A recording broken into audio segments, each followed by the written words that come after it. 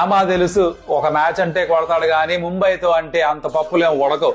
జీటీతో కొట్టడం కాదు బుమ్రాతో కొట్టమని చెప్పు అనేవాళ్ళు ఎంతమంది ఉంటారు వైభవ్ సూర్యవంశి ఫెయిల్ అవడంతో. మన దేశంలో ఏంటంటే నిరాశావాదులు, పెసిమిస్ట్ చాలా ఎక్కువ. వీళ్ళకి ఒక పైశాచిక ఆనందం, అవతల వాళ్ళు ఎవరన్నా ఫెయిల్ అయిపోతే ఎక్కలేని సంతోషం అనమాట. బోళ్ళ మంది ఉంటారు, పర్లేదు, ఇట్స్ ఓకే, అందరూ ఉంటారు, అన్ని రకాల మనుషులు ఉంటారు. కాబట్టి సమాజంలో మీకు కూడా స్థానం ఉంది, మీరు ఉండొచ్చు. కానీ నేను చెప్పొచ్చేది ఏంటంటే 14 సంవత్సరాల కుర్రాడు ప్రతి మ్యాచ్ లో కొడతాడని ఎక్స్పెక్ట్ చేయకూడదు. చేసుంటే అది మన తప్పు. మన సెంచరీ కొట్టాడు, దానికి ప్రశంసల వర్షం కురిపించాం. But let the kid be, leave him alone. తను at his own speed, at his own pace develop అవుతాడు.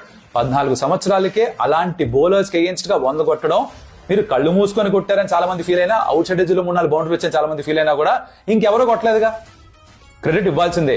క్రెడిట్ ఇవ్వలేకపోతే మీకంటే జెలస్ పీపుల్ ఇంకెవరు ఉండరు. క్లాస్ లేదు మీలో, అది చెప్పొచ్చు. సో బేసికలీ వైభవ్ సూర్యవంశిని లెట్ హిమ్ బీ.